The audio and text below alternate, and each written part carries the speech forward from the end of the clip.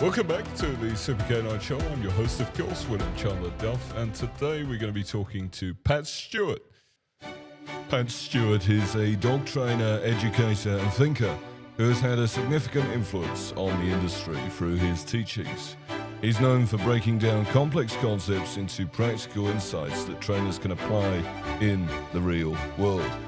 Pat brings a perspective that continues to challenge and inspire trainers around the world. Let's start by talking about motivation. What are some of the best ways to increase the dog's motivation to seek out something appetitive? Yeah. So, the first thing we kind of say when we talk about motivation is every dog has like a genetic bandwidth of capability. And so the first thing I sort of like people to understand is that one dog's peak of motivation, like put in the hands of the very best trainer on the planet and brought to the absolute top of its genetic capability, might still display less motivation and less intensity and all those buzzwords that we like about a powerful dog. Might display less than that than a dog that is in the hands of a very poor handler, but is a more genetically capable dog. So like in terms of motivation, I like to always preface by saying, you can't put in what Mother Nature didn't, right? Like you have to work with what you have in front of you. And it's pretty rare that I meet a dog and a handler combo that are actually at the peak of motivation, like have worked to the very top. And sometimes I think that's probably, that's by design. Like a dog, we sometimes in the working dog and high drive dog space, we're constantly saying like more. But we're often saying that, as people who have never seen it all. Every now and again, you get to see a dog that really has been brought to the peak, and he has a big bandwidth, and it's a very difficult to manage, very difficult to control dog, and there's very few people that can actually handle that dog and live with that dog and enjoy its company.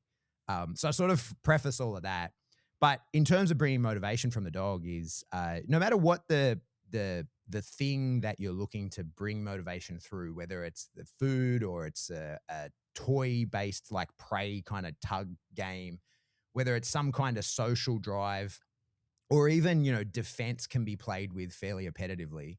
However you do that, the best way to motivate a dog through that stuff is through some kind of game, right? So, let's say like like prey drive as an example, right? Now, prey drive has been, it's largely bastardized. It's not the true prey drive. It's not a wolf chasing a rabbit. It's a dog playing with a tug, but it's the remnants of prey drive, the true like natural kind of prey drive that we're playing with. So in terms of prey, like a dog will chase something. You can put a rag on a string and move it real fast, and the dog will chase it if it's got prey drive, and it'll want to pounce on it. It'll want to grab it. It'll want to strike it. It'll want to fight with it, parade it, and maybe then tear it apart. But doing that sort of naturally without your involvement and without a back and forth with the dog, yeah, it'll do it. It'll increase the dog's drive for sure. But by turning that into a game is sort of how you're going to dial the dog in on yourself and make your dog much more of a willing participant or a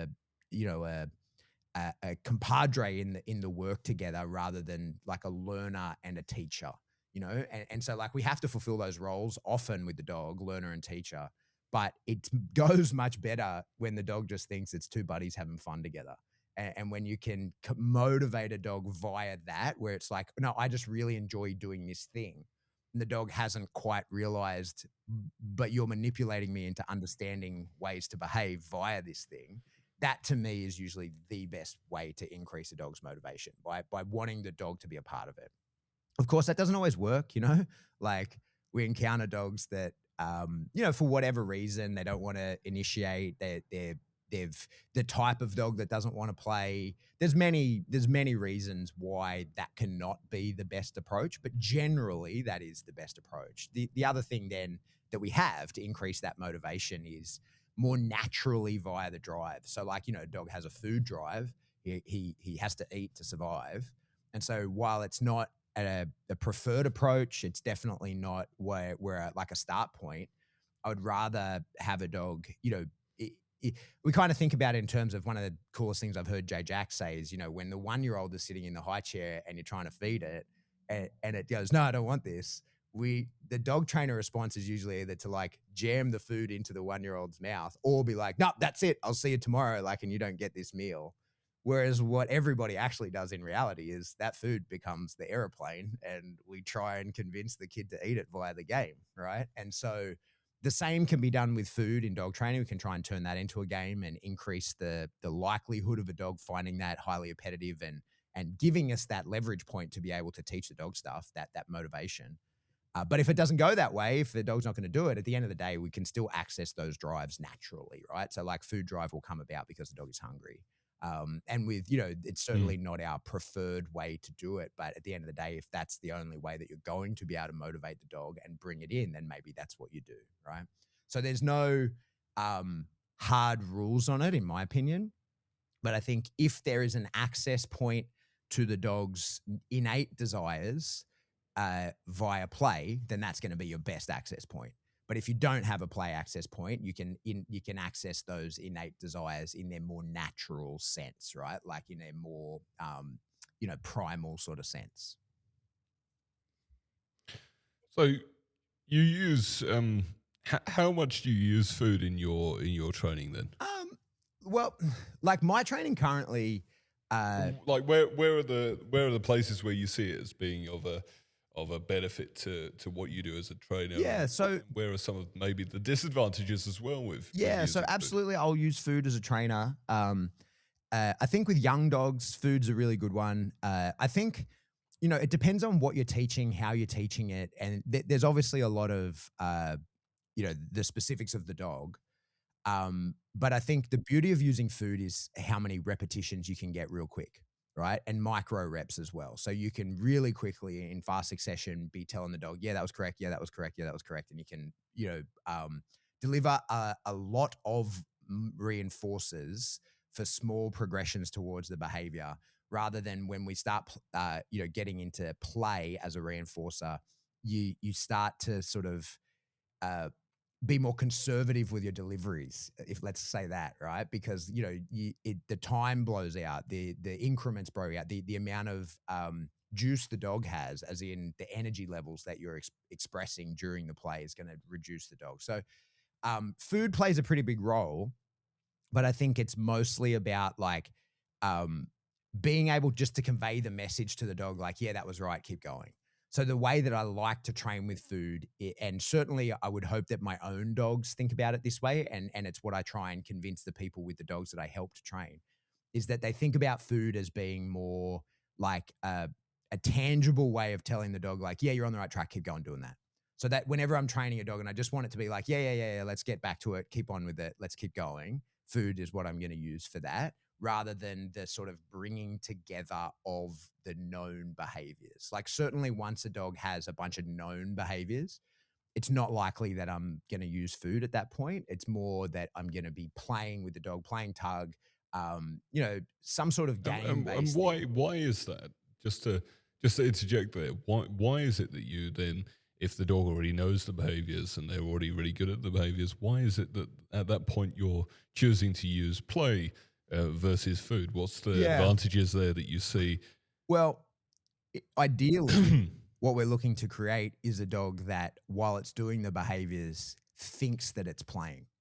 So that's kind of the idea is, food as a training modality. Like I use it heaps, right? It's not like I'm not anti-food, not by a long shot, but it's transactional, like it's like you do this, I give you this, right? And it's very much, the dog usually becomes pretty aware of it. And it's just it's a paycheck, it's leverage, you do the thing. The dog becomes very operant. The dog goes, okay, I do this, you give me the food, I want the food, we do this interaction. But then the behaviors that you create via that, and not always, but for the most part, the behaviors you create via that, they're conditional on the reinforcer. And of course, via clever training and all of that kind of stuff, we have it so that the dog isn't looking to have the food or needs the food every time. We go to variable reinforcement schedules, all that kind of stuff. But it's a transaction, right? The dog's doing it because, hey, I want the food, so I'll do the things. What we find is that when you start, the behaviors are known, they're taught, we start sequencing them together. By thinking carefully about the way that we play with the dogs and the nature and the drives that we're tapping into, like what are we actually playing with? The goal then usually is to then try and get it to the point where the dog no longer realizes it's in some sort of transaction where I do the thing and I get paid. The dog is just like, no, I'm playing this cool game, right? And parts of that game involve these positions of stillness, or the race to get into a position or something like that. And so, within the predatory chase sequence, there's a lot of different versions of that. People, can Google that themselves and fight through the science of the different versions themselves. But I tend to play in the one that's just like stalk, chase, strike, fight/kill, parade, consume. And so the magic happens is if you can convince your dog, whilst it is in the behaviors that you're asking it to do, that it's actually in the stalk of the predatory chase sequence, then it is being reinforced whilst it's doing the thing that you're asking it to do. And so, like, if you can convince a dog in its competition heel, where it's head up prancing, that is not just a behavior that it does in order to earn a reinforcer, but that is part of getting the reinforcer. Like, getting to heel is the progress towards it, not as in like do it and you'll get it, but doing it is a form of getting it. It means that those behaviors are way less prone to extinction. Like they're going to last way longer without the game being delivered. And what we sort of see, and again, this is not a blanket rule. There are exception dogs, but when a dog is trained entirely with food, it's when the rate of reinforcement really gets low, right? Like, say you're going to do a BH, for example. A BH is, you're on the field for nearly 20 minutes. Like, you've got to go out and meet the judge. Your dog should be under control to do that. You're either going to do your healing pattern or your downing pattern. That's going to take like 7 minutes. You swap over. You then go and get your critique. The dog's meant to be under control the whole time. That's 20 minutes of the dog doing what it's told in the hope of some form of reinforcer.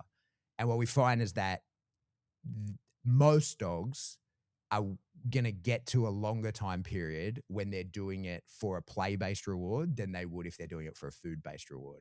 And I believe it's because it's not that they've got more hope for the play. It's not that they want the play more. It's more the case that they actually believe that they are playing whilst they're doing the things. So even the way that we would then teach the behaviors, I like to bring a bit of spice into those behaviors. Like, we play spicy games of negative reinforcement where the dog, the quicker you sit, the higher the paycheck, but also you avoid the prong that's following you into the sit. And I when that happens, I really acknowledge that to the dog. I'm like, hey, you won that round, and it's a bigger positive reinforcement. We make a big deal out of it. And our hope then is that the dog understands this of like, not only are we playing the game of you get the tug, but we're playing these other micro games within the work that we're doing, so that the dog is actually enjoying doing the work and it thinks it's in sort of a form of competition with you while doing the work.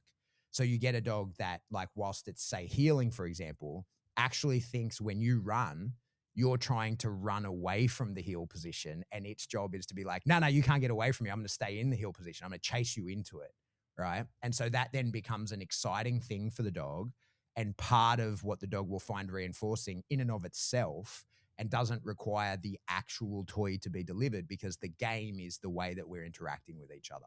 So, of course, that can be done with food, and that can be done with play of food. And there's dogs that are exceptions to that rule, of course, and will work forever in the hope of getting one piece of food. Like, those dogs exist, right? Every dog's an individual. We look at every dog and handle a combination and figure that out together. But that's my sort of experience with it, is that I think that typically, and certainly the dogs that I like, right, they'll work better and for longer with a play-based reward than they would with just the handover of food. That's a very good answer to the question. Thanks, mate. So I suppose my next question following on from that is, do you see a difference between behaviors that are taught with food versus behaviors that are taught with play as the appetitive stimulus that is reinforcing the behavior. Do you see a difference there between I don't. that initial teaching of those behaviors? I don't necessarily, because what I see is a difference between dogs and handlers, right? So like I for sure see a difference in a dog raised and trained exclusively with food versus a dog that's sort of playing. But I have never seen this two dogs with the same handler trained in those two different ways, right? Because we tend to sort of fall into our own style, and especially this is one of the things, like I've had a similar question before and someone said, well, you should do that. And I was like, yeah, but I don't, like, I kind of know the answer. Like, I'm not going to paint myself into a corner here, right? Like, I'm going to train the dog, whatever is going to get me what I want in that moment. I don't want to, for the experiment's sake, tie one hand behind my back and change how I do things, knowing that something else works. I would love to do that. And I would love to have a lab to do that in and the time and space to do that, but I don't, right? Like when people come to me, it's because they want the outcome fixed. And so in that moment, I got to sort of decide what's the best thing that's going to work in this moment. So I would love to be able to answer that truthfully and honestly for you and say, I can observe this and that, but I don't. What I see is a difference between trainer styles, and that's expressed in the dog. But, we don't typically see a trainer change styles entirely to get that comparison, if you know what I mean. So you don't see a big difference between behaviors that are taught with food and behaviors that are taught with play, or just that you haven't really explored that too much? Yeah, so I'm not like I can't answer that, because I would not teach a behavior with food and then on another dog teach it with toys. But say with dogs that you've, but say just like with dogs that you've taught behaviors with food, and then other dogs where you've taught behaviors just with play. Mm-hmm. Do you see those any differences, like anecdotal? But like I say, I'm not sure that I can put my hands on a dog that I can think of that was capable of the play type stuff, that I didn't then bring that in to finish the work. So I might teach, the behaviors along the way with just food, but then before too long, I get to the play-based stuff as well, right? So it's going to end up being a bit of a fusion. If I were to, like hazard a guess at what the sort of differences you'd see is that food done well can result in the same. It's usually the behaviors themselves are usually not where I would expect to see a difference or a noticeable difference. It's usually in the string of the behaviors and the duration that the dog would work for and the intensity with which the dog would work, rather than any one individual behavior. The tricky part as well with play-based kind of stuff is reward delivery and placement can have a pretty significant effect on, the way the dog would perform a very strict type behavior. But, in play, you have more limitations on reward delivery and placement versus with food, you've got a lot more options for reward delivery and placement. So you can dial in the specifics and a particular posture or whatever is easier to achieve often with food than it is with play. Let's talk a little bit about punishment. Let's talk about punishment, because, well, I mean, you made that post on Facebook about promoting your course in relation to your punishment module, and I have to say that I think that a lot of what is in your punishment module is really quite on point. But to you, what are some of the defining operational characteristics of effective punishment? Yeah. Right. I think the thing with punishment is it's pressure, right? So what has happened in the dog training zeitgeist, and certainly, I would say that there was a time when I fell into this category, is that people sort of think punishment is about the pressure involved in the event, whereas punishment is defined as not the strict definition, but the difference between punishment and negative reinforcement is what we struggle with in the dog training space, when I spoke at the ISCP conference, this is exactly what I presented on. It was that we often find ourselves or people using negative reinforcement at a time when they meant to use punishment, and that they have applied a pressure to the dog, wanting the dog to stop something in particular. But what they've actually done is taught the dog under these circumstances, do this other thing, right? So they've taught an incompatible behavior, and therefore it appears as though they have punished the behavior. Now that often works, right? Like that. There are many people that do that in many situations and are completely unaware of it because they got the result that they wanted and they'll never have a problem with it. There's a few places where that falls over in particular types of dogs that, will have a harder time understanding that. And so really what it boils what are down some to, of those? What are some of those places where that falls over? yeah, so there's kind of three main ones is, some dogs will end up playing a spicy game of negative reinforcement by themselves, right? So like an example would be, you've got a dog that appetitively wants to go after someone. So like let's use an example, say in my game of PSA where we're required to do a lot of, quite contested obedience via decoys. So we got to do all the the flashy obedience stuff that you would see in a level 1 trial where people are, healing with their dog, changing positions, tight turns, sending to things, all that kind of stuff. But by the time you're in the sort of level 2 and 3, you're doing that with decoys harassing you the whole time, increasing that challenge. So an example might be that we would see someone, the dog's in a heel position. The dog obviously really wants to bite. He's very drawn to the decoy. And we'll see that the dog will, break the position and bite the decoy, and he'll be corrected. He'll be given a pressure of some kind, and the dog then will let go of the decoy and bounce back into the heel position. And a lot of people then would, determine that as punishment. Usually, often people sort of describe that as punishment, via the level that they do it at. But in fact, that's negative reinforcement, right? Because no matter what level you do it at, no matter how much aversive the dog receives, you stop. Like that level of intensity, that's really not the determining factor. No, not at all. Between whether something's punishment or negative reinforcement, right? Yeah. So if the dog comes back into the heel position and then the pressure stops, then you didn't punish at all. You just held the dog in position with negative reinforcement. You gave a correction for leaving the heel. And often that's fine, right? Like that with many dogs, that's fine. But with some dogs, especially if they've been raised with a good amount of like negative reinforcement gameplay in their raising, right? It's not uncommon for a dog like that to be like, well, that was actually a really fun game, right? And I'll take risks knowing that I can turn off the pressure that comes after if I'm caught, right? And so that's the big risk that we face, is that a dog, and like, most dogs, this isn't the case, but the kind of dogs I like, it absolutely is the case, where they're like, okay, well, I'll take that risk. Like, I really want to do this thing. And if you catch me, the worst that happens is I feel a pressure until I get back to doing the other thing.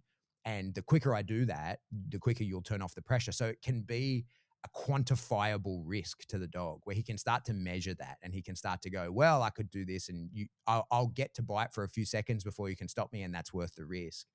And worst case is that can eventually turn into a bit of a superstitious behavior where the dog sort of get like some of those extreme dogs can put themselves in a bit of a cycle where they will do that thinking that it's making progress for themselves. And that's sort of the uncomfortable truth of many of the really high-powered working dogs, is they will put themselves into very precarious, dangerous, uncomfortable positions to get what they want, right? Like that's sort of the nature of that extreme level of drive. So that's just one example where it can go wrong.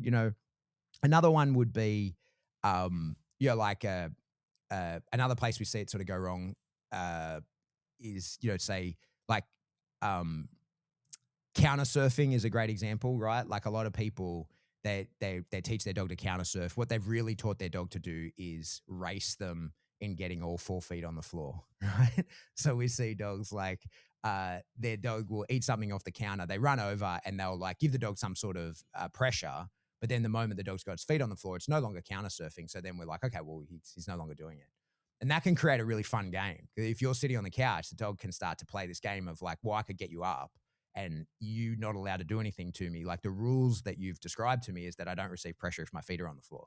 So you get a dog that will do that kind of thing, even absent the fun of the thing to eat off the counter, just for the interaction with the handler, right? So there's numerous places where this kind of thing can go wrong.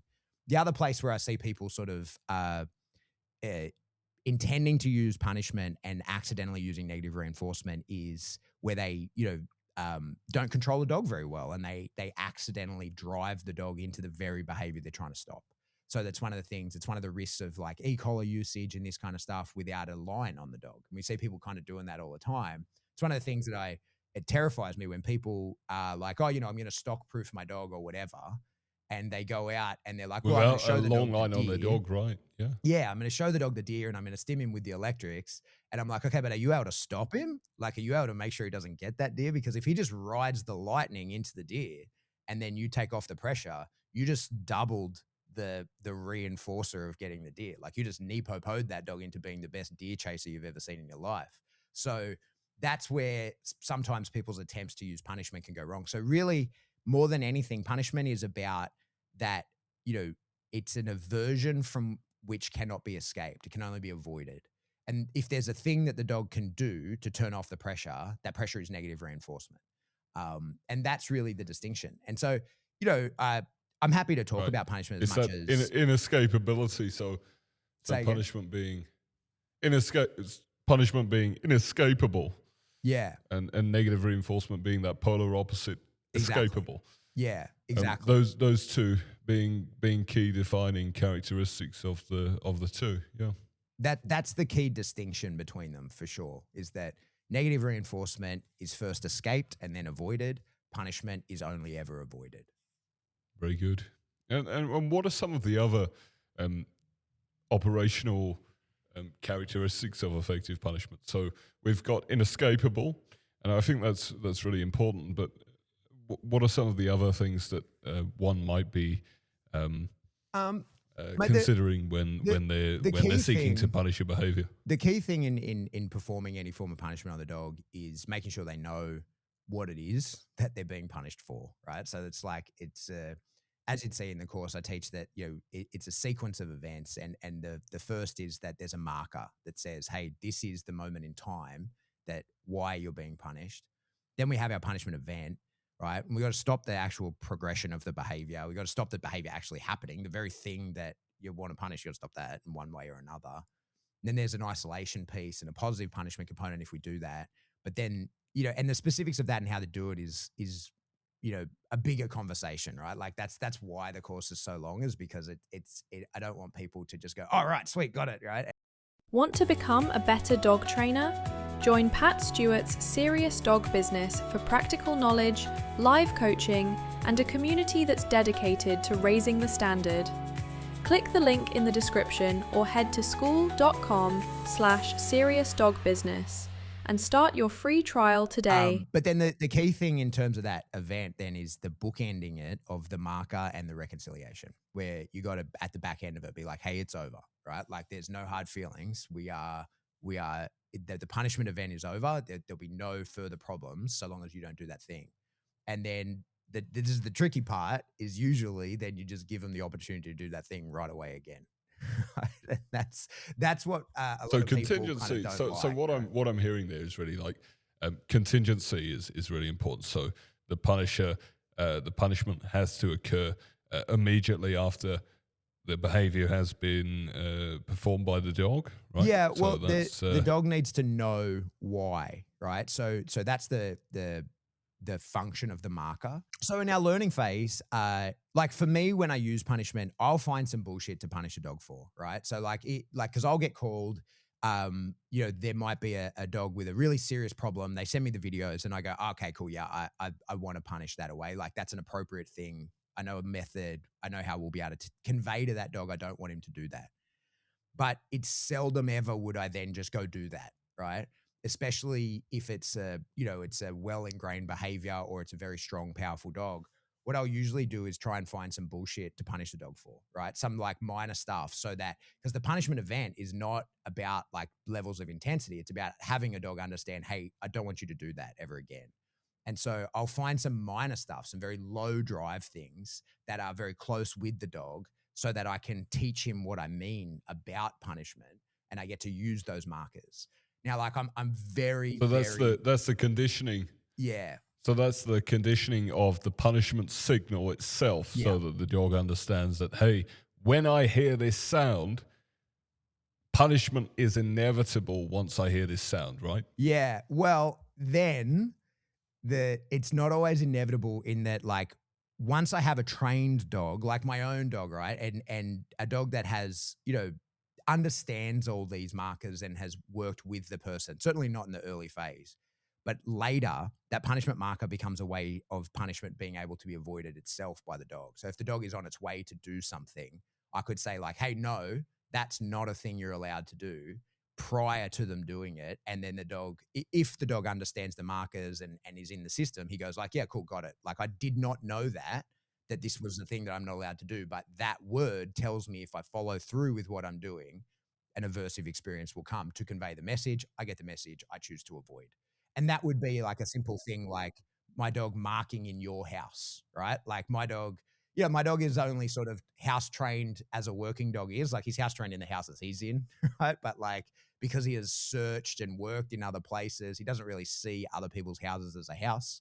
So he might mistreat your house. So if I were to bring my dog into your house and he looks like he's going to jump all over your couch, I would then give him his punishment marker and be like, hey, no. And he understands, like, right, that's a thing I can't do. And I don't actually have to punish him at that point. But that, is where we get to eventually with having a punishment marker. So that's more like a signal that says, hey, stop what you're doing now. And if you continue with what you're doing, then punishment will happen. Yeah. Yeah. And that's what you sort of end up it becomes with. more of a discriminative stimulus at that point. Yeah. So by using the punishment signal, you get a dog eventually who then goes like, cool, got it. Like, I heard it. I'll stop. I'm in the system. I know what you mean. And we don't actually have to do the punishment, which is much more preferable, right? Like, because it gives you that ability to take a dog into a new environment where he doesn't know the rules and very quickly teach him the rules verbally or just with those signals. So we've got a few elements here now. So we've got immediacy and with that as well contingency, in that there has to be a behavior that there has to be an undesirable behavior in the first place. Yeah, exactly. Yeah. And then there's that's where the contingency lies. And with that immediacy, so immediately there is either the punishment signal or you just go straight into the punishment itself at that moment, one of the two. So we have that as an essential element of effective punishment. And then the second part is going to be inescapability. That is that the punishment itself, the punishment itself is inescapable. The dog cannot escape it by any means. And then finally with intensity, how do we get that balance of intensity? Where should that go, and how do we determine how high our level of intensity is when we're talking about, say, positive punishment? I mean, we can go into negative punishment, but just for now on positive punishment, how do we strike that balance of intensity? Where should we be there? Yeah. So that's a good question. And again, it's sort of it's one of those how long's a piece of string sort of questions. But the goal is minimal effective dose always with everything, right? And so with punishment of that kind, this is where it sort of does get to bleed into what certainly makes some people uncomfortable, but is that we want to try and punish as early as possible so that the commitment and the intensity from the dog is not so high, right? Because there's been there's plenty of occasions where a behavior would be something that I would want to punish, but I can't because I'm like, oh, no, he's too deep into it. Like, I'm in management at this point. Like, I just got to get the dog out of here and I'll deal with this another time, because the dog is in such a high level of drive and intensity of doing the thing that I don't want him to do, that I want to punish him for, that the amount of pressure that would be effective as punishment is too much. And I'm like, hey, I'm not risking that, right? Like that, it's not likely to work. Certain dogs, you get them to a certain level of arousal, you're not going to convince them that pressure is a stopping signal until it completely shuts them down. And like, you definitely, like, I don't want anything to do with that, you know? So like, when we're talking about punishment intensity, it only has to be enough to get the job done. And so we want to do the job at an appropriate time where that enough is a reasonable and minimal amount. And so I want to get in early, like say, you've got a dog that is, through aggression is going to bark, lunge, growl at someone. Well, like hard staring is the start of that. Like, I'm not going to wait till you're going to bark, lunge, growl. Once you're doing that, depending on how that is, right? Like, in the type of dog, like that might be punishable. But with some of the dogs, it's like, nah, he's too far gone now. Like, we've lost him. Just get him out of that situation. But when he first starts to hard stare, I'm going to count to 3. And if I get to 3, then that's punishment, because it's inevitable. You're going to the next step is you're going to escalate. So I'll get in and punish prior to the escalation. And that allows me to use a significantly less punishment and not have to worry about competing with the dog's own drive as to what it wants to do. Yeah, I mean, it's a difficult balance to strike when it comes to intensity and figuring out exactly where you need to be there. And you're right in that you want to use the minimal effective dose. But actually, I was talking to Jennifer Zalix. I don't know if you know who that is. She's the author of Animal Training 101. Okay. She's a marine mammal trainer. Okay, cool. And I was talking to her a little bit about punishment. And this is just in general. But so she was saying, yeah, the minimal effective dose, that's really important. But you don't want to go so low as to risk habituation. Yeah. That is the dog getting used to that increasing level of aversiveness. So many people, they'll just go for this super low level of aversiveness. Mm-hmm. And then they'll just go incrementally up very slowly, very gradually. And that's dangerous, because then the dog can actually get very used to that. And then that means that you need to use much higher levels later on. But instead you want to use the minimal effective dose overall, in terms of trying to figure out what's the minimal amount of aversive stimuli that I can use to suppress this behavior overall, rather than going, okay, what's the minimal effective dose I can use right now to suppress I don't behavior, disagree with that. if that I think makes that's sense. a good point. Mm. And one of the very uncomfortable things about using like aversive control is that the risks of going too high are less than the risks of going too low often. And that's a very uncomfortable thing most people don't want to acknowledge. But like, if you're going to use pressure, an amount of pressure that doesn't stop it actually starts it. And so you can actually, we see that very regularly, especially in sort of, chasing type situations, whether it's scooters or other animals or whatever. People who, they don't want to cause that big aversion. And so they use just not quite enough, and then just not quite enough, and then just not quite enough. And before too long, there isn't enough.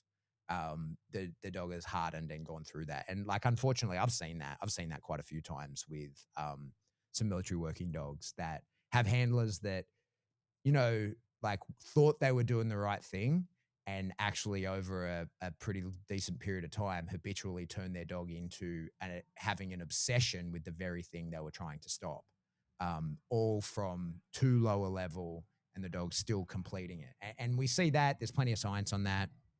To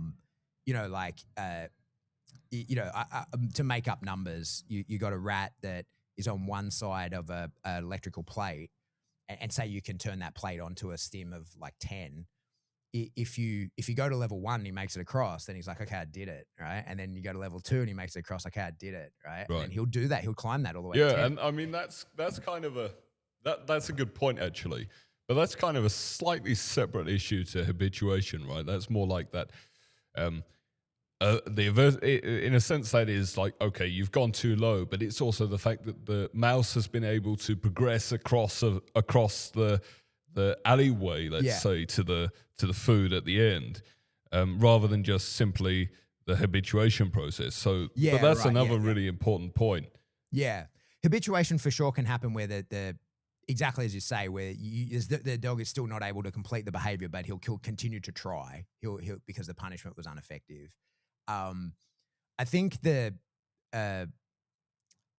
the the minimum effective dose thing is like I can't think of a better way to describe it.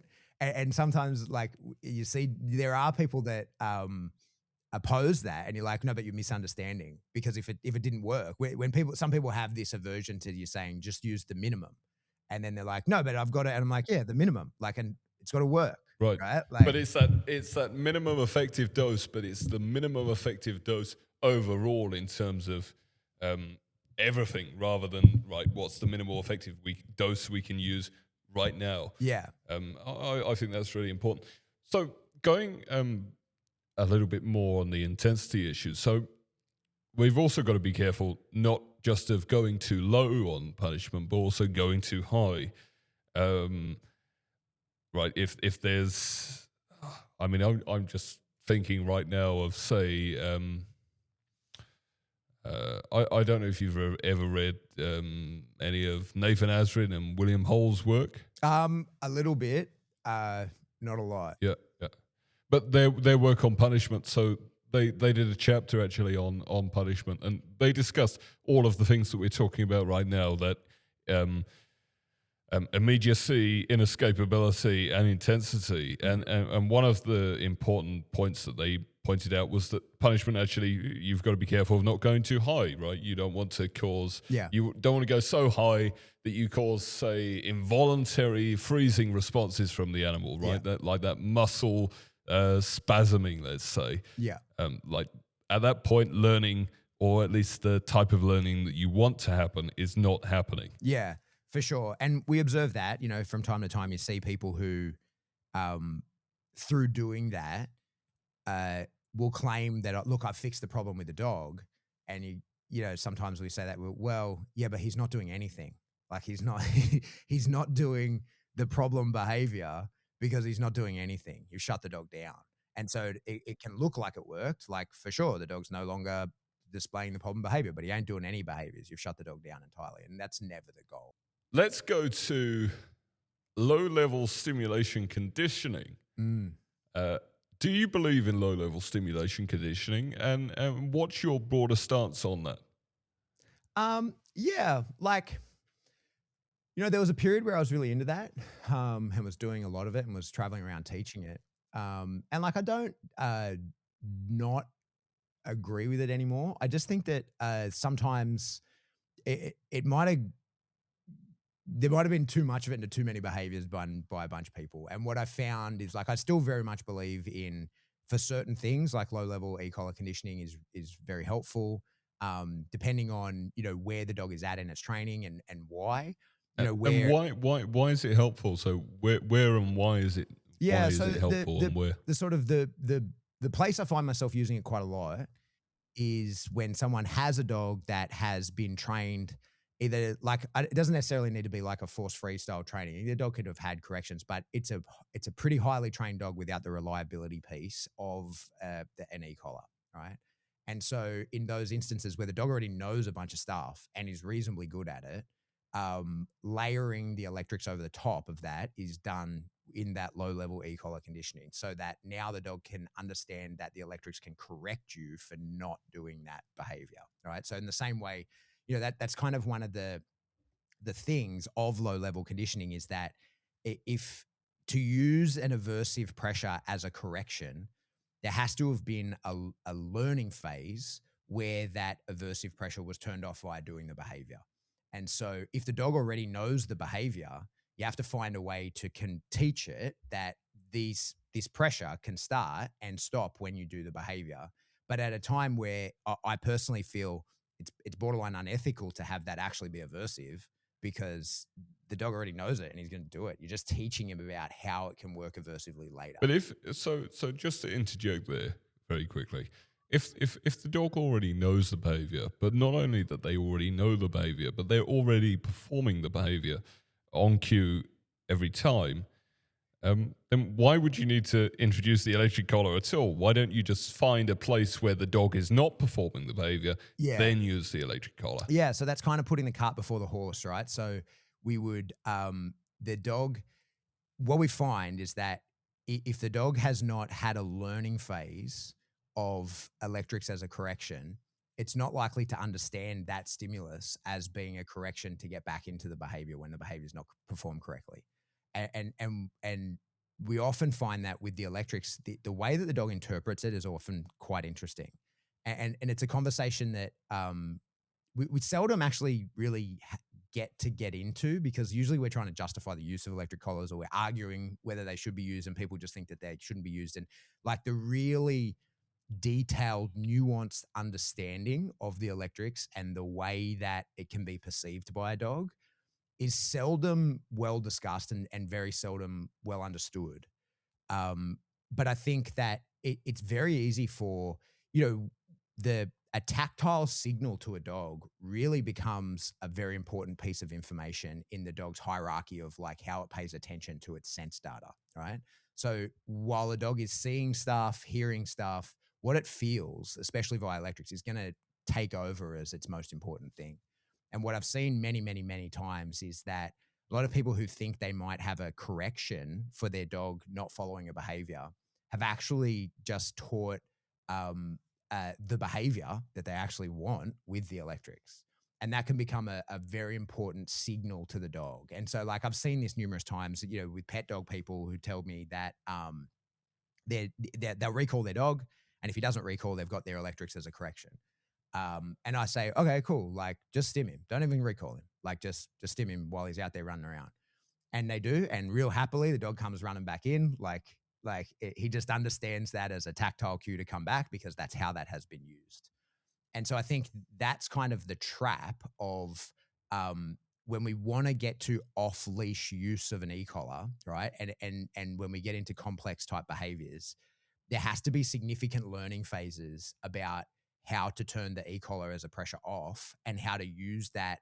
Like the low level stuff is usually about giving the dog guidance as to what is correct and reminding the dog like, no, more, or you're doing it incorrectly and stuff like that. An example I like to give, because it's one I see sort of play out quite a lot, is like in my game in PSA and in most bite sports, we're required to teach two types of out. One where the dog goes into a guard and stays with the helper or the decoy, and another where the dog comes running back. Now, dogs mess that up all the time, right? Like they can just misunderstand, but dogs are going where the reinforcement is, or where they think they're going to find success. And so we're constantly having to balance that kind of thing, right? You'll get a dog that you'll tell to out and it'll just misinterpret, or it'll think there's more value in it and runs back to the handler. And when I see a dog leave the guard and come back to the handler, a lot of people at that point will think their electrics will push the dog back in because there's a correction, right? So they'll tell the dog like, hey, I told you to guard, you're not guarding. They might give a non-reinforcing marker. They might repeat the command. They might do none of those things. But if they stim, the chances of that stim pushing the dog back into the guard are slim to none, because the majority of the stim will have been used in proximity to the handler, right? Like most of the stim that people are giving their dog is happening pretty close to them, because they're fixing behaviors, they're stopping things close, they're driving the dog into the heel, that kind of stuff. So the chances of a dog understanding that, I've left the guard and I'm being stimmed as a correction to go back into the guard, the chance of him understanding that is slim to none.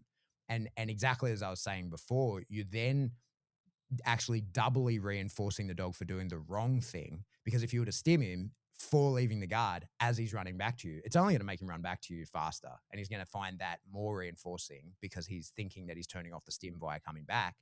And so you're doubling the problem that you have. So then how does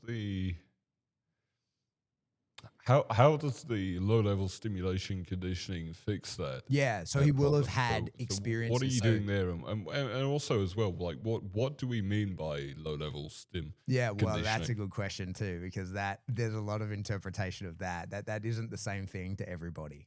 But in that instance, like giving the same example is, of course, I can count on that being a thing that's going to happen. At some point, a dog's going to do that.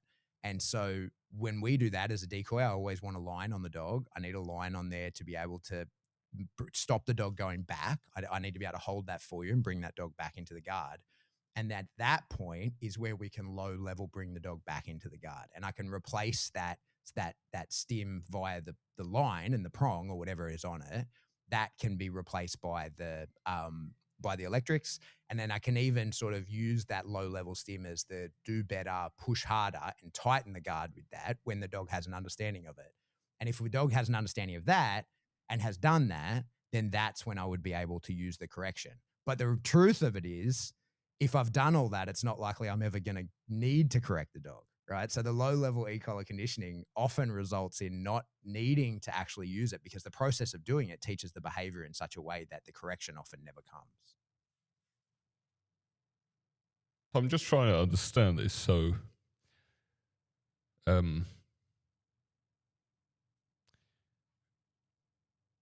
you're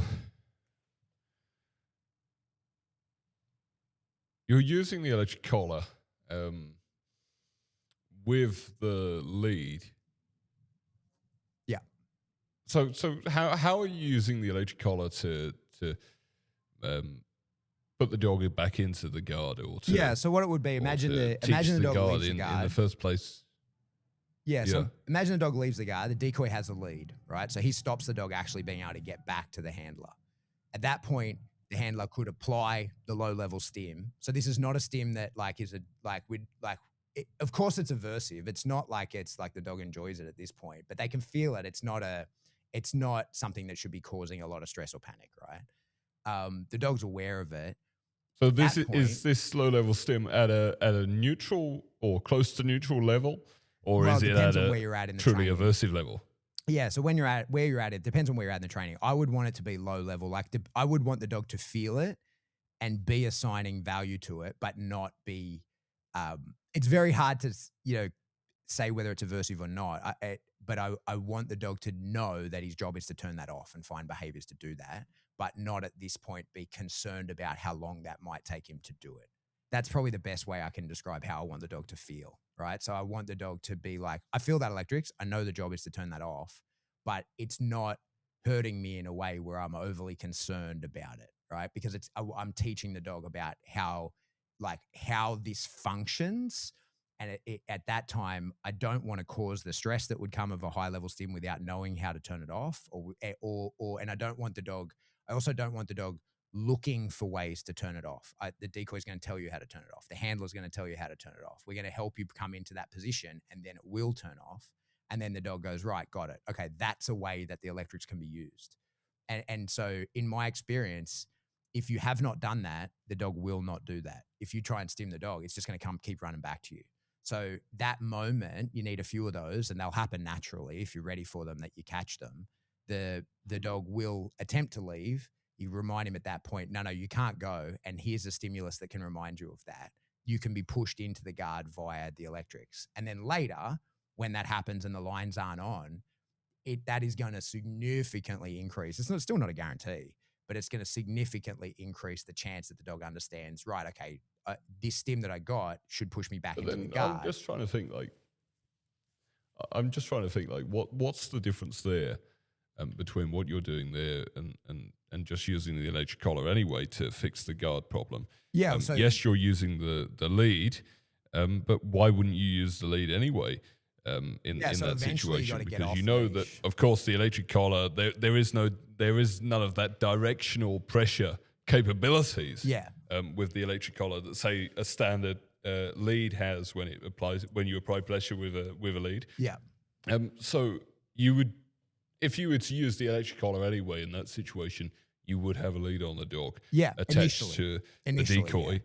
Initially anyway. So I'm trying to see where the difference is there between this and if this is really in the realms of low level stim conditioning. But yeah. That's one of the ways that I would still use it. And as I said, like the low level stim stuff to me is mostly about if you feel need to layer electric pressure over known behaviors. I don't know that every known behavior needs to have that laid over the top. And I think that's where I take my departure from that. It's like, if a behavior is known, like, so this is the example you've given here with the guard. Mm-hmm. And this is a behavior that's already known to the dog. They've got a problem with it though, and you want to use the electric to fix the problem. Mm-hmm. And you've gone and you've explained this low-level stim conditioning process where you attach a lead to the decoy for them to, if the dog has any confusion, make sure that, hey, actually, this is where you need to be with the lead after the electric has been applied. I don't see any difference there really between if you're using low-level stim or not low-level. It doesn't really matter what level of stimulation you're using. You have the lead there to help the dog if there's any confusion. So I suppose when we're saying, okay, there's a behavior here that the dog understands and they're performing reliably, but we want to use the electric collar, we want to incorporate the electric collar into our training. Why can't we do the same thing that we've done with the guard, where it's like, okay, the dog's performing this reliably, they understand the behavior, let's go to the place where they're not performing reliably, where they're having a problem with the behavior, and then that's where we use the electric collar rather than going back and using this low-level stim conditioning and pairing it with the whole behavior and going right from the beginning again. I'm just trying to wrap my head around that. Well, so like I don't think there is a difference. Like I think we're doing the same thing. Like that's where I would do the low level. Like I'm going to have the leash on the dog still. I'm going to be helping the dog into the positions. But what I'm showing the dog is like, as I help you with the leash, this electrics 2 will be on. But I don't like, I'm looking to so simultaneously. Those. So yeah. So when you're helping the dog with the lead, you're going to be simultaneously using the electric. Yeah, if I'm pairing the two, then yeah. If I'm teaching the dog like about the electrics. Why simultaneously? Because that's the best way to make them pair. Yeah. That's the best way to make them pair. Yeah, if they're going at the same time, yeah. Because like, if I were to use forward conditioning, if I were to then say, okay, new signal, no function, old signal, strong function, I'm giving it that one function. And then next time I ask the dog, like if I stim prior, the dog should perform the previous function, even though it's a different behavior. So whenever we're looking to pair pressure signals, we tend to do those at the same time. And I'm looking to, while I've got both of those, if I'm looking to, be able to use my electrics in a way that I currently can use my prong, I would do those at the same time. Yeah. And look to bring one in over the top of the other and show the dog like, no, this electrics is generic pressure. It means the same, like it's the directional help that you're getting via the prong. It's generic. Don't assign one specific value to it. And we see that, like I see a lot of that. I see a lot of people who have their electrics really is just a command to the dog to do a specific thing at a specific time. And the dog just reads the context, feels the electrics and goes, yeah, away I go. And that's certainly one of the traps that can happen with all kinds of electric collar use, but certainly including the low level stuff. Like the people who I see who are really into it and put it across every behavior, the biggest shortfall I see from that is usually that becomes the behavior. So like the command to do the behavior. So we see that like people might tell their dog like, okay, I need you to do this. And the dog goes, cool, got it. When you stim me, I will. Right, like that's the activation, and that's a trap. There's that over-reliance, that over-reliance on the electric collar, and that is certainly prevalent within those who use low-level stimulation conditioning. But just going back to, so you're pairing the electric you're activating the electric stimulation at the same time as you're using your lead pressure, the pressure on the lead. Yeah.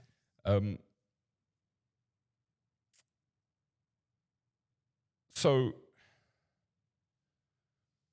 yeah, I suppose I'm trying to understand that really.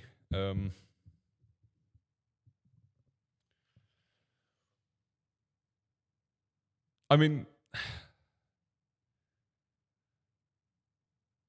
so if we go to say classical conditioning, and we're thinking about classical conditioning just in general, we know that forward conditioning is the optimal mode to success. Let's say in classical conditioning, in creating associations between stimuli, because forward conditioning is typically the only way in which we create a predictive relationship between stimuli. So I suppose I'm struggling to see where, when you're pairing them simultaneously, you're creating any kind of association there. But yeah, The issue would be if you're layering the electrics over a known prong, would be that, like, imagine I've got say I'm using a slip leash to teach a sit, and I want to use forward conditioning, and the dog knows pressure via the slip leash is a sit. If I use forward conditioning, then I'd go like, okay, like stim, wait a second, now the known signal. That would work. That would work totally fine the first time. And then if I then want to teach it down. So hold on there. I don't want to keep interrupting you, but so you're saying you're going to stim the dog, No, then you're going to give the signal to sit. If that were sit. the method, then yeah. But that wouldn't be forward conditioning, right? Yeah. Yeah. So if you were to use forward conditioning, you then would give the e-collar that specific function. But wouldn't you give the signal first, the sit first, and then you'd use the electric? Or Yeah, like if that were your mode, yeah. But then still, like you're then separating those signals and giving the electrics the function of the sit. And then if you would then go, okay, so like I've said sit, I then stim, and then I'm using my prong, like the dog should be sitting long ago, right? Like if you're like, that just becomes a sequence that is gonna, like, yeah, like forward conditioning wise, we're on track, but how would you physically do that? Like, how would that actually play out in a way that would work?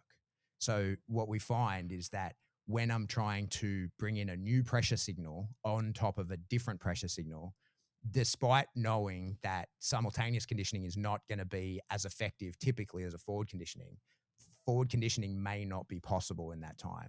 So in that moment, then we have to go with a simultaneous conditioning, noting that it's not as effective, but that's what's going to be possible to do. What do you mean by forward conditioning may not be possible in that time? Well, like say if in your example where the dog doesn't follow through with the behavior and we do need to use the tool, I don't necessarily know when that's going to happen.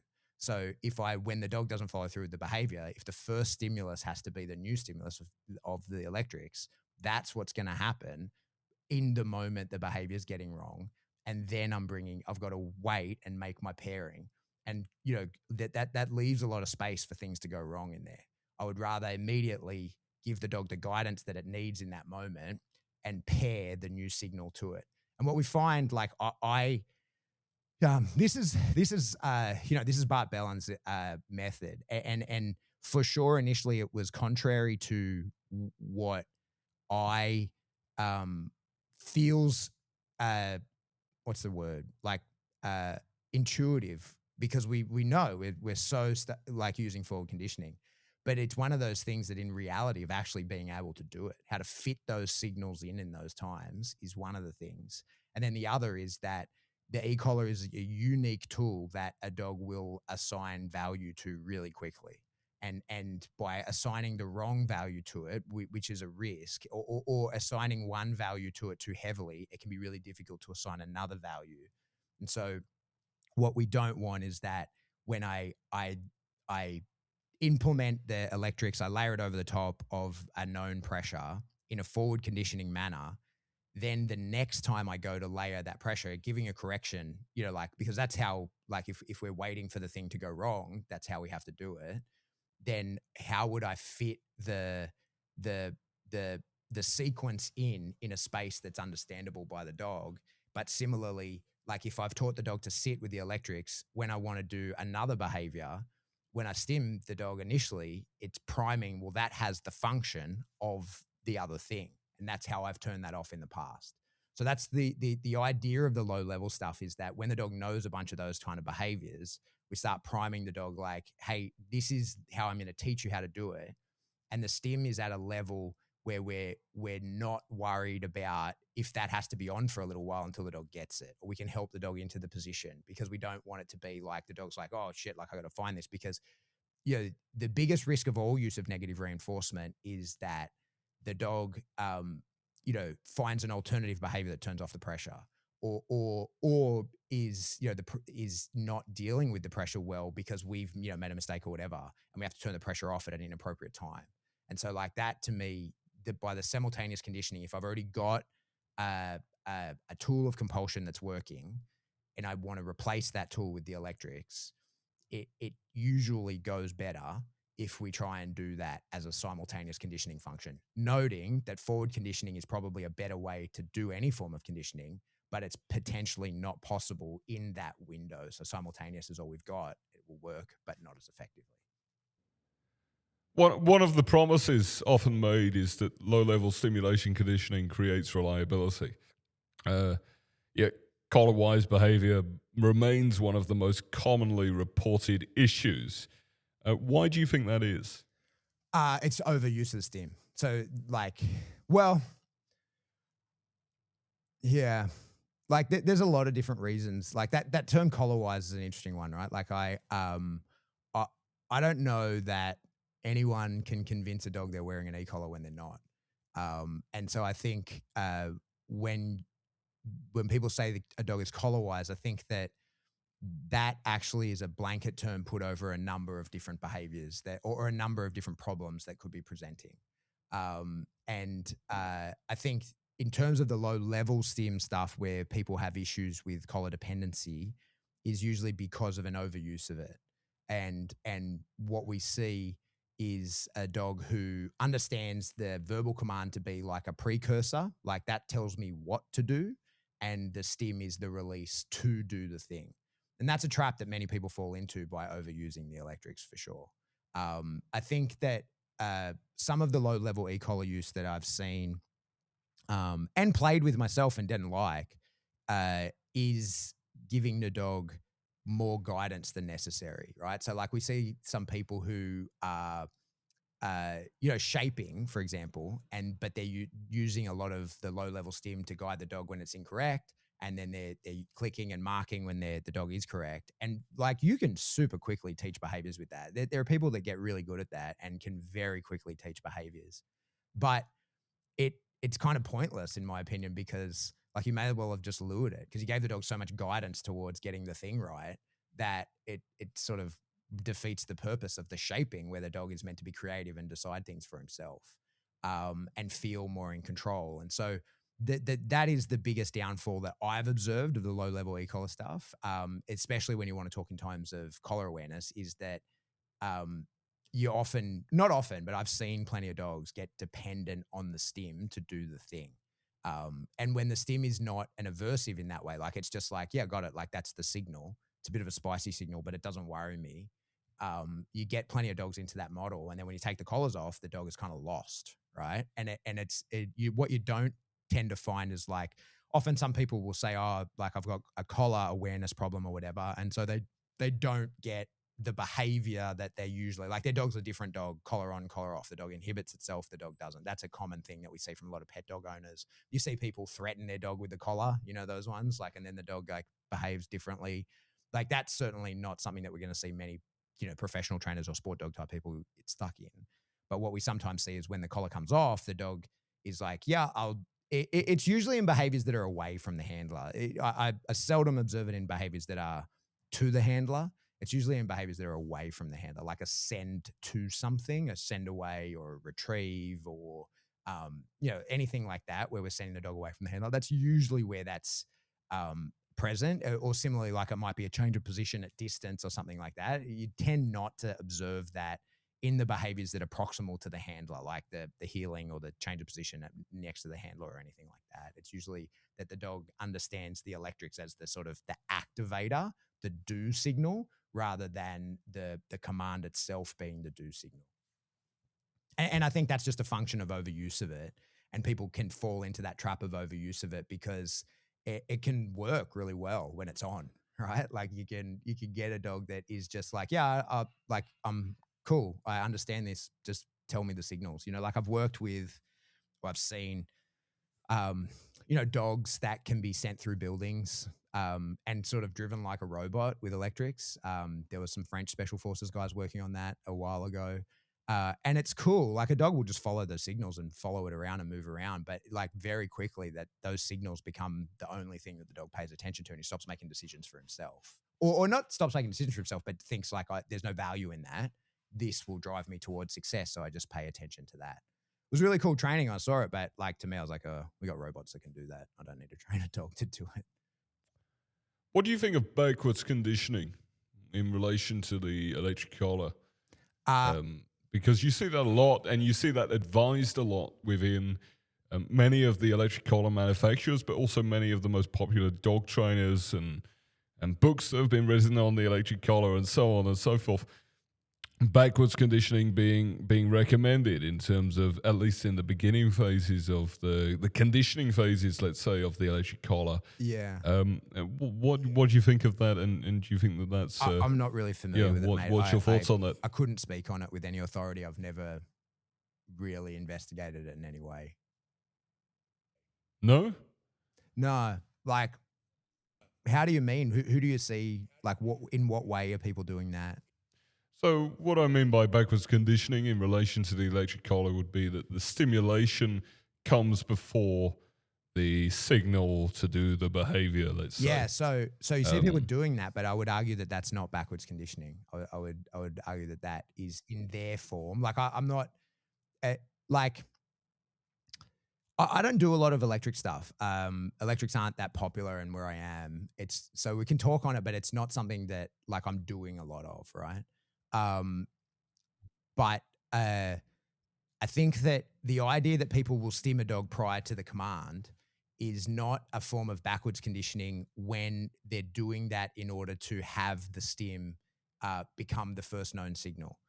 And so it's forward conditioning then, in that the stim is being taught as a signal. So I think that the stim to many people, it's not something I do, but the stim to many people is like get the dog's attention, then there will be a command after that when they're doing that, right? I think as well, at the times where like I have used a stim prior to the command, it was because I wanted the dog to be aware of it, they feel it, and then the command tells them how to turn it off. And in a time where I would do that, in times when I have done that, that is where I'm, staunchly low level, because at that point there is nothing the dog can do to avoid that stim, right? So that is an awareness of like, hey, this will start, this command to do the behavior, it will stop. And that's going to teach the dog that sequence of events. But then within very quick, like I'm talking 2 to 3 reps, it has to then be either at the same time as the command or following the command, so that the dog has the sense of being able to turn it off or beat it. But putting it prior to the command, there is no capacity to do that. The only way that would be done is to create that association. Okay, so let's move on from the electric collar stuff. Let's talk about the dopamine box. Mm-hmm. What is it? Because you're So what is the dopamine box, and why would someone consider using it? Yeah, so I actually don't call it a dopamine box. Like I just call it a box. The box, a lot of people do call it a dopamine box. Some people call it a focus box. It's got a bunch of different names, and there's as many ways to do it as people that teach it, right? Like there's, I went on I was on the Fenzi Dog Sport Academy. They asked me about it. And then, 2 years later, they have some other lady on who's got a course on it and is teaching it, and basically says that I'm wrong in how I was doing it. And I was like, yeah, well, in your method, then yeah, for sure, right? Because there's lots of different ways to do it. I learned it from Bart. I learned it on the first Nipopo school that he did here. And the way that Bart uses it is different from ultimately how I ended up using it. Very similar, but how do you use it? How do you use it, Pat? Yeah, so to me, the way that I prefer to use that box is less about now it's very broad. You can imprint odor. There's a lot of like things you can do for dogs that don't have issues, right? But for me, I use it mainly as a way to teach a dog to focus. And I think of it in terms of meditation. I'm pretty big into meditation myself. And like what I observe when I see a dog doing it is that what we're looking to do is to give the dog a single, quite easy behavior to do. And we want them just to focus on that one thing in spite of other things that are going on. And so we want them to like focus onto like what we do is we put you don't need to do this, but you put a washer, like an article that will be later used for tracking, because I get like, if I'm going to do this, I may as well get a behavior that I'm going to use later for free. So I may as well train that. So I put the washer in the box. We feed the dog in the box, and we get to the point where we're essentially just teaching an article indication like anyone would when they're tracking, that the dog keeps its head in the box. It indicates on the article. I throw food into there. I trickle it.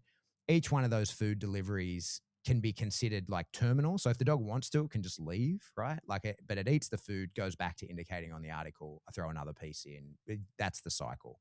The session ends when I like click the dog out of the box, or mark in some way and tell it that it's over. But if the dog wants to, it can just leave. It's not in trouble. That's just the end, right? Like, you're not going to get another opportunity of reinforcement. And this is how we're doing this. The end result is what we end up finding. Like, obviously there's some more complexities to that. We build in, some struggle, some difficulty, some distraction to try and have the dog want to take its head out of the box, but choose not to and stay on the task. And what we find from it is it does an incredible job at strengthening a dog's nerves, right? Like it does a really good job of calming a dog down. It does a really good job of giving a dog the ability to focus on a single task despite of distractions. And the reason we like to do that then in the box is because it's something of a disposable behavior. So of course, like, you can do the process that is, the template that happens in the box. You can do it in any behavior. It doesn't really matter. But if the dog gets jittery in it, like if you do it in your down, along the way, you're going to have to be correcting your down. You're going to be having problems that happen in the down. Whereas the idea of teaching it in the box is that the dog's just in the box. If there's no requirements, I don't need that to look a particular way. I don't need the dog's posture to be anything specific. It doesn't matter. What I'm teaching is a mindset, and that mindset hopefully will generalize for the dog. So I'm teaching the dog how to be calm and how to ignore distractions and things that might be used specifically to give my dog like specific feelings. So like in the sport, for example, we'll use a can curtain, right? So like when we're developing a dog, I got puppies at the moment. I got like 3 7-month-old puppies. When we're doing bite work, I slip a piece of equipment, and while they're parading that, when I want them to come back, I'll pick up the cans and rattle the can curtain so that I'm creating a draw, right? Like, I want that dog to be run towards the cans, because later that's a thing that he's going to be threatened with. So I start teaching him really young, like, nah, that's not a thing you're worried about. You run at that, right? Like, that means good news for you. The problem is then, right, like, that's going to be used as a weapon of distraction against that same dog. And so what I want to do is like via the box, I want to teach a dog that all these things that you think have a specific function, they're conditional, right? So if you're in the bite work and someone rattles the cans at you, like, yeah, likely you're going to go nail them. But if you're in a down and someone rattles the cans, what they're actually telling you is, good boy, keep on going, stay in the down. And we can program that via their head in the box. So we teach a dog to put their head in the box. Of course, at some point, the dog will have this same dog, he's heard the cans going like crazy in the bite work, and that's agitated him. And then we rattle the cans next to the box. Of course, he looks at it. Of course, he's interested in it, and he finds out nothing's going on. He puts his head back in the box. He's reinforced. Before too long, we have a dog that can hear the cans being rattled like crazy, but knows that's none of my business. I just stay in the box. Now, there's lots of ways to teach that, but they all sort of carry an element of risk in changing like how the dog thinks about those cans. And like, for example, one of the things that we see is, to stick with the same sort of picture, we're going to develop a dog and make it really mean like the cans is the decoy is using that as a weapon. You go after that decoy. But in the PSA, in the level 1, you're going to, in your obedience, you're going to walk past the decoy, down the dog in motion in front of the decoy, and he's going to rattle cans like crazy and throw it behind the dog. And he's going to throw something that the dog wants to bite in front. And so if you've been developing the dog like crazy and to bite the cans, and you put them straight into that situation, well, of course the dog is going to bite the decoy, right? And what we see a bit is then people find themselves having to correct that behavior in one way or another. And now the dog has feelings about those cans that can cause issues in other places, right? Like if he's now sort of thinking, well, when the cans get rattled, like I hunker down because it's dangerous if I go after the decoy. So I would rather from a young age be imprinting into that dog like, hey, these cans are actually a keep on going signal. right? If you're involved with a decoy and he rattles the cans, fire up. Hell yeah. But if you're in a down in front of the decoy and he rattles the cans, that's none of your business, right? Like you just stay there, keep focused on me and don't react to that. And by doing that kind of work in the box, we're able to sort of do that with very low risk. It's a long, slow process, like it's not a fast thing. It's one of those background tasks that you kind of work on with a dog in the background. But it certainly gets you to the same point other people will get to quicker, but without any of the risk along the way. And it generalizes. So we tend to find that a dog that is good in the box is good many places. The most success that I have from it is dealing with like nervous reactive dogs, just low nerve strength dogs, and teaching them how to calm down and stay focused on a single job despite what else is going on. That's a skill that typically generalizes. We tend to see if you get them good at one place doing that, they tend to be better at the same thing other places. And that's kind of the idea of the box. I first taught about the box. Sorry, go ahead, mate. I was going to say that, the argument against that, or not necessarily against that, but the counter argument to that would be something like,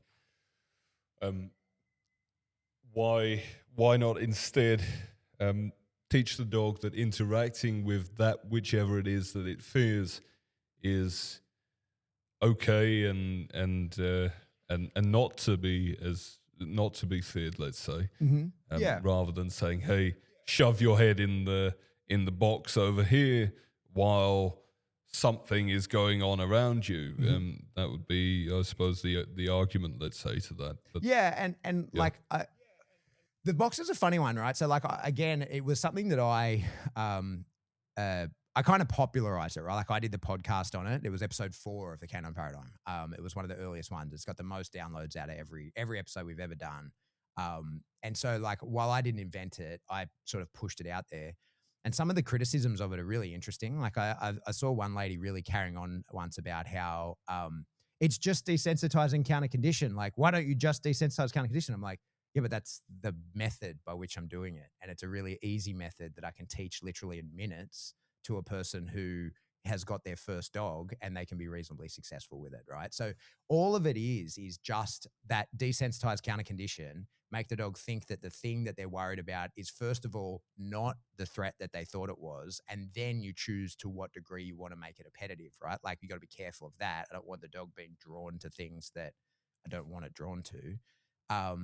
But it's just a method for doing exactly what you're saying. But it's a very easy and repeatable method, and it's so like what I find is, as a trainer, you and I, if a dog's got an issue with something, we might just attack, like, directly fix that issue because we've got the skill set and the ability to do that, and you've got the timing and the understanding, and you can read the dog when it's over threshold and all that kind of stuff. But for the average person, doing that, they don't have those skills. And so they can learn the box very quickly, and even badly done box work. I've seen, because like I said, I kind of popularized it. So a lot of people send me stuff on it, and I've seen some terrible box work, right? That's why I've done updates and I've done many videos on it, because when I see stuff, I'm like, oh no, I didn't specifically say not to do that. So here's me saying not to do that, right? Like I've done various updates on it. The version I have at the moment in like all the free sections of the school is I only filmed that about 18 months ago. I'm very happy with it. I think that it explains the process. But the main thing to me, like the core concept of how I use the box, is that I truly want to think about it in terms of meditation. Like that's the goal. I want to get the dog to the point where it's just the best version of itself because it knows how to focus on a single thing. And I've had like quite a lot of feedback from people who like they've done the box work. Say there's one lady that sort of pops into my mind. She lived in an apartment in New York City, and the dog had problems with the window, right? Like it would bark at and carry on. It was reactive to stuff that was happening in the window. And so she'd done a bunch of training and, it had helped. But what finally got the dog to the point where he was no longer doing that was doing the box work. And it was that she didn't see the direct line between the two. It didn't appear as a direct line. She'd done a lot of desensitized, but then she'd started doing the box work for something else. I think she said that she was like imprinting odor or something like that. And then stopped doing the box work, felt like she'd got what she was going to get from it. And then 6 weeks later, a lot of the problematic behaviors that the dog was expressing sort of came back. And so she asked me if I thought that it would be that she stopped doing the box. And I was like, well, we can answer this. Like, we can answer this really easily. Start doing the box work again. And within a few sessions of starting to do the box work again, the problematic behaviors went away, despite the box having nothing to do with the problematic behaviors. Like, it wasn't working on it. And so what that kind of indicates to me, it's a sample of one, but there's many other similar stories. But what that indicates to me is that it was creating a better version of the dog that could handle more adversity, more stress, whatever the problem was. The dog was in a position to be better able to handle that by himself from doing the box work. And like, to me, that sort of maps directly. I meditate every day. I try to. Of course, there are times where that doesn't happen. It falls out of the cycle. You forget it. It leaves the routine, whatever. And then 2 weeks later, you notice that you're more agitated. You're just not the best version of yourself. And then I go, oh, it's because I've pulled this out of the routine. And so there is what didn't feel like a direct line between them. Turns out there is, because I can observe the effects of not doing it. And that's the sort of thing that we see. Like, I've got plenty of anecdotal evidence on where the box really is about that.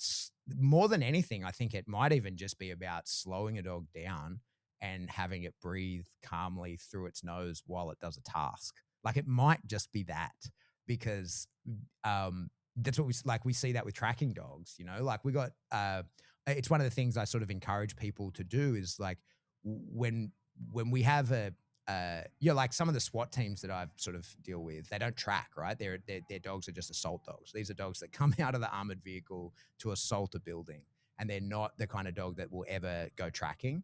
I usually tell those people, like, either teach that dog to track or do some box work with that dog, because he needs a place to be calm. He needs a slow, repetitive, methodical outlet that allows his mind to go to that kind of, rhythm, versus all of our interactions with this dog are high-powered, aggressive, punching into things. Let that dog have a place where he's calm. And I've seen that played out, like, spectacularly. There's one dog in particular here. He'd probably be retired now, but when I saw him many, many years ago, a very extreme SWAT team type dog. And after after many, like, real world assaults where he would actually bite someone, they then had a box in the back of the armored vehicle, and he could just put his head in the box. They actually got to the point where they didn't even need to feed him. That he just would put his head in the box. He'd keep his head in there for about 5 minutes. He'd collect himself, and then he could be handled more appropriately. Now, this is a extreme dog, right? Like, this dog is one of the most extreme dogs I've ever seen in my life. And that allows that dog to bring himself down in a way that he could then go in and search, and he can be handled more, like, he can collect himself, and it's via just that calming afterwards. And to me, when I saw that, I'd been a part of teaching those guys how to do the box work. I wasn't there for any of the work done with that dog, but I saw it used in the end. And it had so many parallels to me of what I've seen human guys doing themselves in war after gunfights. That exact same situation where you're like, okay, the situation is dealt with, the threat is over, but I am super aroused and I am not likely to handle this well. You got to give me 5 minutes to get myself together, and then I will be the version of me that can do the reorg. Right now, I'm the version of me that can only fight, right? You got to give me a few minutes to turn myself into the version that can do the reorg. And when I saw the dog doing that, I was like, oh my God, like, that's what that is. That's what he's doing. He's calming himself down in this incredible way. So it's a really diverse tool. Gets a lot of criticism, but not from people who have done it. Right? like people who have played with it and given it a go are usually like, oh wow. And there's some shitty ways to do it, like there's some people that do it in dumb ways I wouldn't defend. But like I said, there's as many interpretations of box work as there is people who are doing it. No one owns it. It's just a method of feeding a dog out of a box, and you can get many and various things from that. One of the reasons it's called a dopamine box, very few people realize that, is because the way Bart uses it is quite different. Bart uses it in a way where he, I don't know what he's doing it now, but he's taught me in the past where he would vary, like, the reward that's in there. So maybe there's food in there, maybe there's a ball in there, maybe there's a wedge in there, or maybe there's nothing in there. And then he uses that to create conflict in his training. So the box is out on the field. And if you've got the dog to the point where the variability in there really surges the dopamine on what could be in there, then that's going to create a lot of conflict for you and give you a draw that the dog wants to go to when you're performing your obedience, similar to having a decoy on the field. And so a lot of like Bart style of things, a lot of the ways that he trains is how to train without a bunch of other people, right? Like how to create situations where you can build the neural pathway that you need as though there were a decoy there while there is no decoy there. So that when you have the opportunity to train with a decoy, you get to do decoy stuff, not neutrality stuff. Like that's one of the worst things is when like you're paying for a decoy to not work the dog, right? So like I want to do as much of that work without the decoy. I want to get as close to that work as I can before I then bring that guy in. What does socialization look like for you when you've got a young puppy and you want to socialize them to the world? You want to socialize them to other dogs, to people, to different things in the environment and so on. What does that look like for you? And yeah, so I'm blessed because I'm surrounded by dog people, right? So I raise and train and sell dogs all the time. They don't live with me. They live with Jazz, who I do that with. They're her dogs. I do the kind of pointy end stuff. Like I do the bite work. So she does all that. The socialization aspect is her job. But we're surrounded by dog people, so it's a false dichotomy. Like if I could explain it to you, but like they socialize with expert dog people who know exactly how to interact with a puppy. I've got a bunch of dogs that are, varied degrees of interest in other dogs, so I can start them working around other dogs that have no interest in them and build them to the point where they've got a dog that does want to play with them. So we're very lucky in that we have the controlled spaces, the controlled people, the controlled dogs. So we're not just sort of risking it out in the public like other people have to. Of course, we do that. Like we have to take them in public. We're out in public sort of regularly.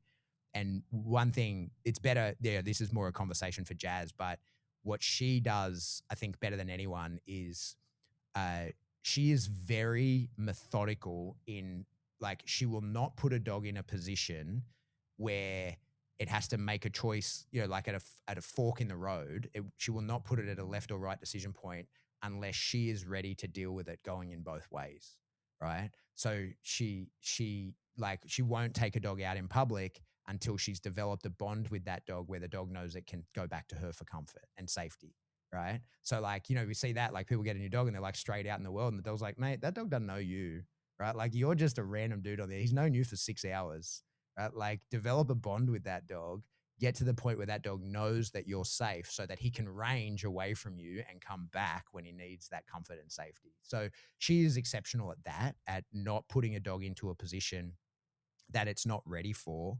Or more importantly, and maybe a better way to describe that is not putting a dog into a position that she is not ready to give it the correct learning outcome in that moment. And so we control that stuff very tightly along the way. But as I say, it's a little bit of a false dichotomy because I have access to all the right people and all the right dogs and all that kind of stuff. And if you had to pick one dog training concept that is widely accepted today, but that you think future trainers will look back on and question, what would it be? Oof.